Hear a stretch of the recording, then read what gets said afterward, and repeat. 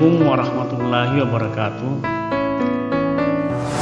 Pada video kali ini saya akan memberikan pembelajaran gambar teknik elektronika, yaitu menggambar rangkaian dengan menggunakan aplikasi Sprint Layout,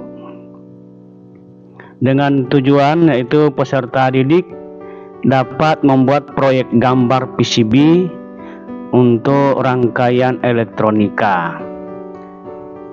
Jadi pada pelajaran ini kita akan menggunakan Sprint Layout, di mana Sprint Layout adalah salah satu perangkat lunak atau software yang digunakan untuk membuat layout PCB atau printed circuit board untuk satu sisi, dua sisi, bahkan PCB multilayer.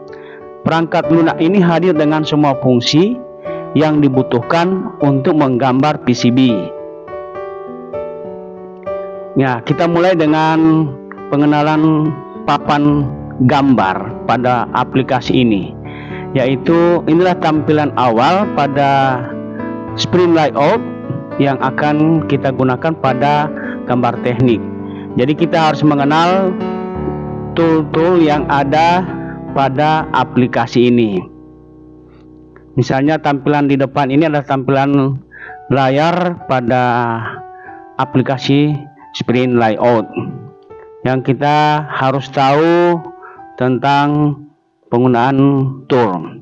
Salah satu tool yang kita gunakan harus kita pahami yaitu grid. Grid adalah fungsi terpenting yang ditampilkan pada Sprint Layout. Grid ini memungkinkan penempatan elemen yang cepat dan tepat. Tampilan grid selalu aktif dan grid ditempatkan di layar. Jika zoom terlalu kecil untuk menampilkan grid di layar, maka grid tidak akan ditampilkan di layar, namun tampilan grid masih aktif. Nah, ini salah satu tool yang ada pada aplikasi Sprint Layout yang nantinya kita harus pahami. Berikut ada lapisan, arti lapisan. Jadi kita juga harus paham tentang lapisan yang ada pada Sprint Layout. Sprint Layout mendukung hingga 7 lapisan yang berbeda. Dengan tool yang ada di bawah yang kita kenal, ada C1, S1, C2, S2, Outline, Layer, E1, I2. Ini lapisan yang ada pada Sprint Layout yang harus kita pahami untuk menggunakan aplikasi ini. Selanjutnya, untuk lapisan ini kita harus aktifkan pada tool yang di pojok bawah yang ada warna biru, merah, hijau, kuning, dan putih. Berikut dalam Sprint Layout ada fungsi dasar yang kita bisa gunakan. Fungsi dasar itu diperlukan untuk merancang papan PCB, yang itu adalah misalnya tracking, patch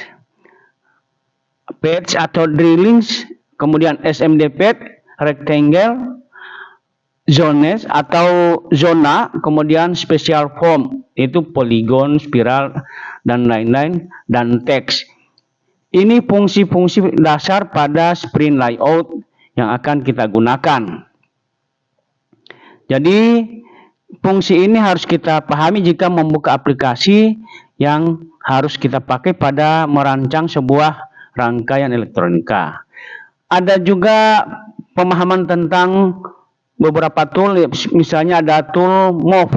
Move ini yaitu elemen yang dipindahkan. Kemudian caranya yaitu mengklik salah satu elemen yang dipilih dengan ditahan tombol kiri mouse, kemudian dipindahkan.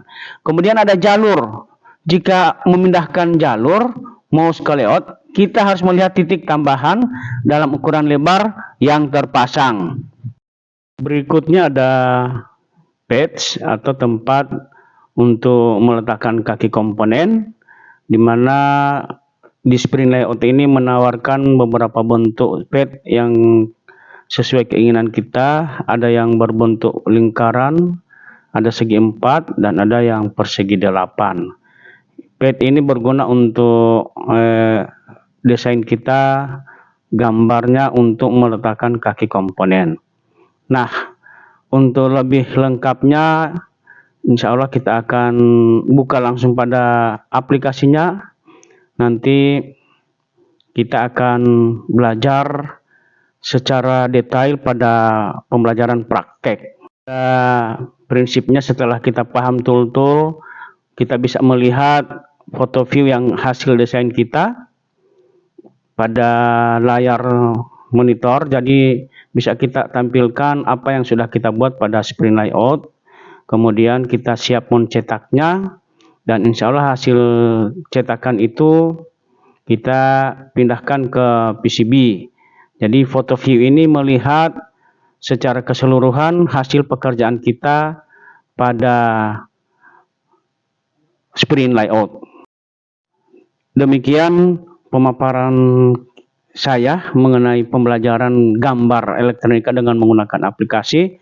Insya Allah kita akan lanjutkan pada pembelajaran praktek. Di situ kita akan lebih detail lagi, lebih paham lagi menggunakan aplikasi ini dan bisa mewujudkan suatu proyek.